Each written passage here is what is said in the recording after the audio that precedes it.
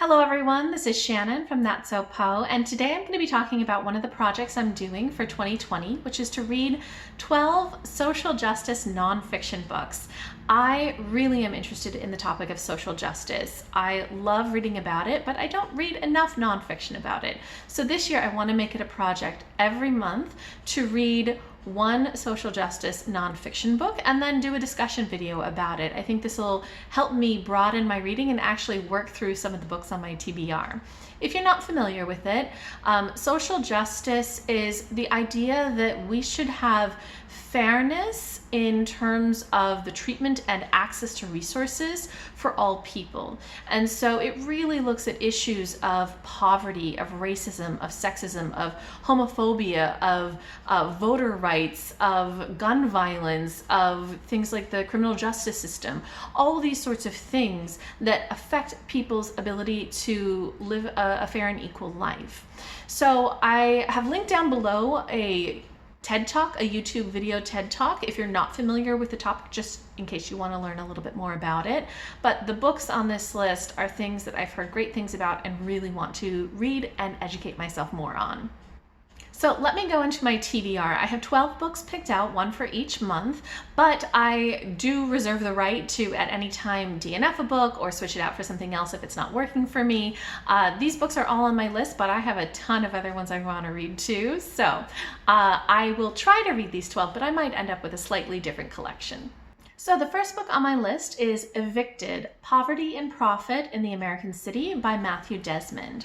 This is a book that takes a look, kind of a case study of, I think, 8 different families who are in danger of being evicted from their homes, and really takes kind of a sociological, ethnographical approach to understanding their situation, understanding how kind of systemic issues with poverty and inequality and kind of economic exploitation have led to so many people being evicted, with a very personal touch as well. I've heard great things about this book and I really want to read it. Next on my list is The Broken Ladder, How Inequality Affects the Way We Think, Live, and Die by Keith Payne. This is a book that I have zero idea how I came across, but somehow I did. It made it onto my list, I think, a while ago, maybe like 2 years ago. And I think it just sounds fascinating. So basically, this takes a look at the neuroscience and the psychology and the behavioral economics research on poverty. And it says that, it makes the argument that a lot of things happen because of poverty. So mental illness and health issues and a lot of inequalities. And that poverty is not due to personal failings, but rather it's a systemic issue. So I'm very interested in reading more about poverty and just kind of understanding the way that it affects people. Next on my list is Just Mercy, a story of justice and redemption by Bryan Stevenson. This is something that has become very popular. I've heard so many great things about it. Olive from abookolive, who I will link below, I think did a read-along of this even. So many people say it's great. It is basically Stevenson, who is a lawyer, looking at his journey as being a lawyer and looking at the way that the criminal justice system treats people and often treats them unfairly, and how we need to have mercy and a lot more compassion for people who get into the system. So I've read a couple of other things. I read The New Jim Crow a couple of years ago, which also looked at the criminal justice system, and man, it is messed up. So I definitely want to read more about this and understand it more fully. Next on my list is The Dark Fantastic, Race and Imagination from Harry Potter to the Hunger Games by Ebony Elizabeth Thomas. This is something that I heard about from Adriana at Perpetual Pages and Njeri at ONYX Pages, both of whom I will link below. It is a book that takes a look at race, especially at Blackness, in middle grade and YA fantasy, trying to understand the ways that Black characters are portrayed and often the limitation of those roles, and maybe arguing that we should do better. They seem to absolutely love it, and I can't wait to pick this up because I really like that kind of analysis. Next on my list is How to Be an Anti-Racist by Ibram X. Kendi. This is a book that I heard about from Kazen at Always Doing, who I will link below.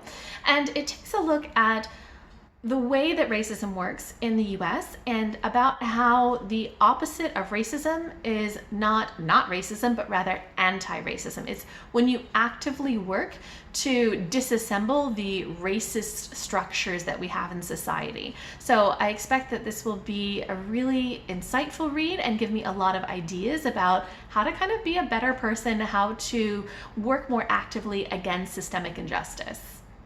Next, I have a couple of books that Sush has read and highly recommends that I pick up. He said I will absolutely love these. The first is White Fragility, Why It's So Hard for White People to Talk About Racism by DiAngelo.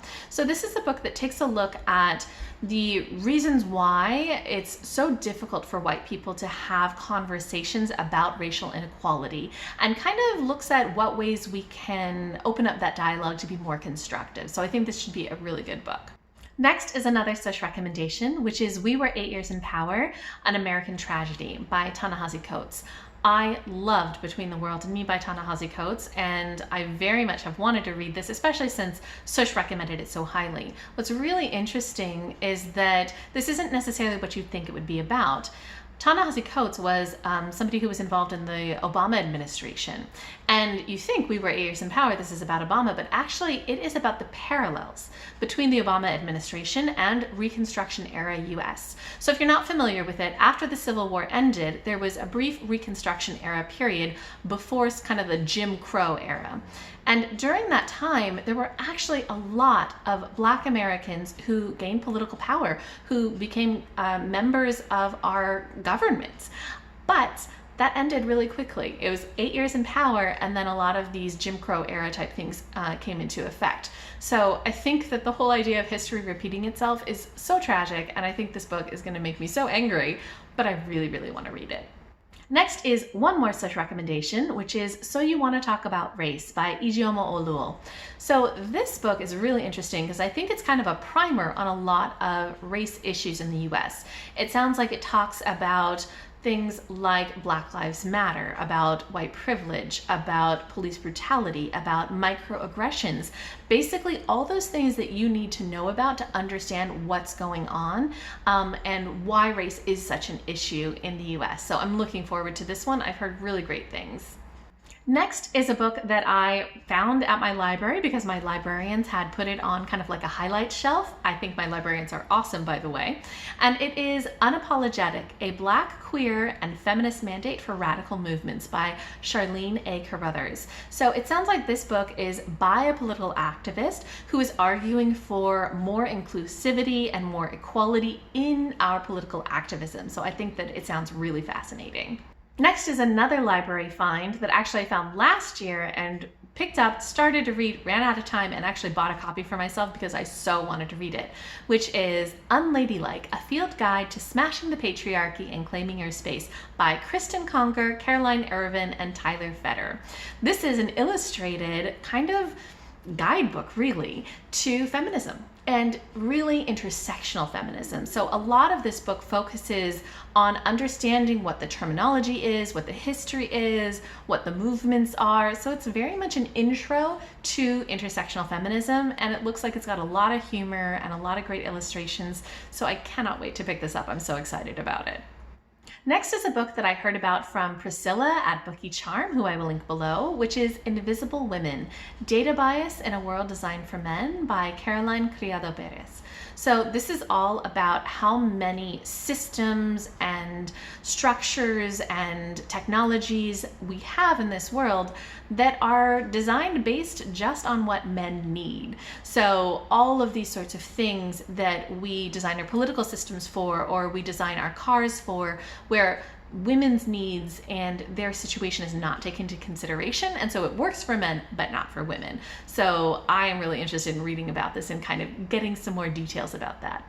And last on my list is The Ethical Algorithm, The Science of Socially Aware Algorithm Design by Michael Kearns and Aaron Roth. This is a book that Sush picked up and gave to me. It was kind of like a freebie at work, and so he brought it home for me.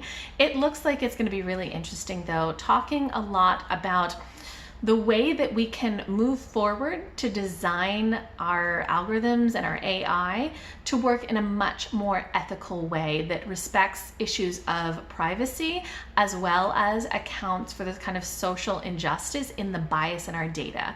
I think right now there's a lot of work that is really fascinating being done in AI, but the ethics of it are not always prioritized, even when they really should be, because many of these systems are built that then work for certain people and not for others. So this is a really fascinating kind of area that I want to read more about. Okay, so those are the 12 books that I am planning to read this year. If anybody else is interested in these, if you want to buddy read them with me, let me know below. Or if you have read a book about social justice that you think is spectacular and that I should read, please give me recommendations below. I would love to hear them. I am so interested in this topic, and I can't wait to read these and learn more and just become more educated.